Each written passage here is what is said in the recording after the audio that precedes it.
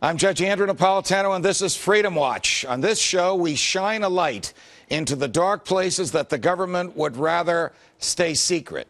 Today, we bring you a disturbing story that major media outlets have been reluctant to cover. On June 9th, 2006, 3 prisoners at Guantanamo Bay who were never charged with a crime died suddenly and violently in the night. They had cloth shoved down their throats, and at least 2 of them had masks covering their faces, presumably to prevent the cloths from being ejected.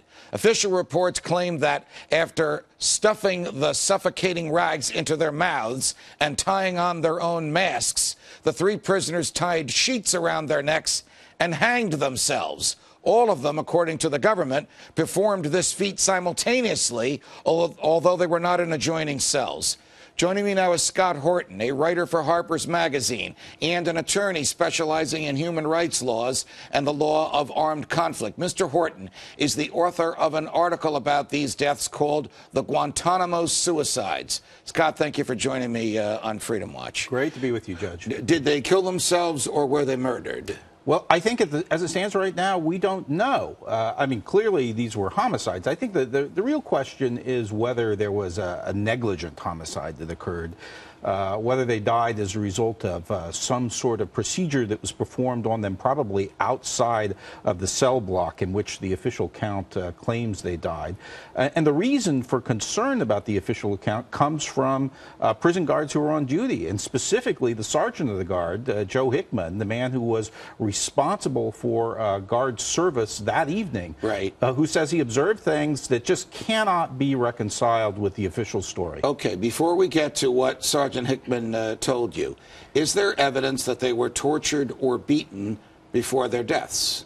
Well, certainly the father of one of the deceased, who is himself a general in the Saudi Arabian police, says he examined the body and he saw evidence of torture, and he's convinced of that. What is the evidence that he saw? And the evidence are physical marks on the body that he says are consistent with torture. They're not found in the official pathological reports. Were their teeth broken? Yes. What would the military's explanation be for that? If they were going to kill themselves, why would they break their own teeth? The military says that cloth was extracted from the mouths after rigor mortis had set in, and they had to use extreme physical force to do it, and that caused the broken teeth as well as the hemorrhaging in the mouth area. Swiss pathologist who looked at it was not so certain of that. Sergeant Hickman, what did he tell you that caused you to lose some sleep? Well, he says that he was observing that evening, about 7 o'clock in the evening, as a paddy wagon came by and extracted in 3 separate trips 3 prisoners from cell block A, which is where these 3 prisoners were held. And these prisoners were taken to a secret facility that the guards referred to as Camp No, that's located just outside of Camp America. And he says that same paddy wagon returned about 11 o'clock, backed up to the detainee treatment facility, which is, of course, where these 3 bodies ultimately wound up. And he speculates that, of course, that these 3 people are the same prisoners who died. They're the only ones who were unaccounted for. You're not only a journalist, you're a lawyer. You know what the law is. You know how investigations work. Where do you think they died?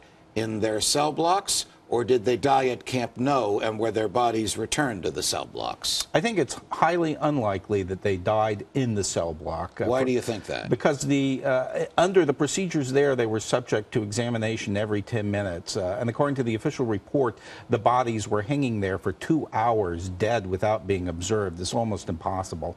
And we also have reports from prison guards who went in and checked, who said that the cloth that was used to hang them was not present in the cells at 5 o'clock that evening, for instance. Did Dr. Michael Baden, a world-renowned pathologist, and in the interest of full disclosure, a colleague and friend of mine, give you an opinion about the nature of the broken bones in the necks, as to whether those broken bones were consistent with homicide or suicide?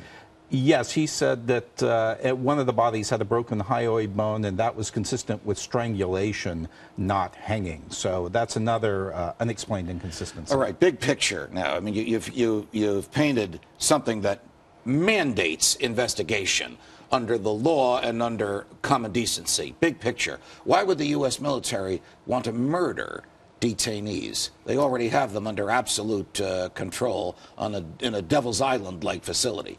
I've been there.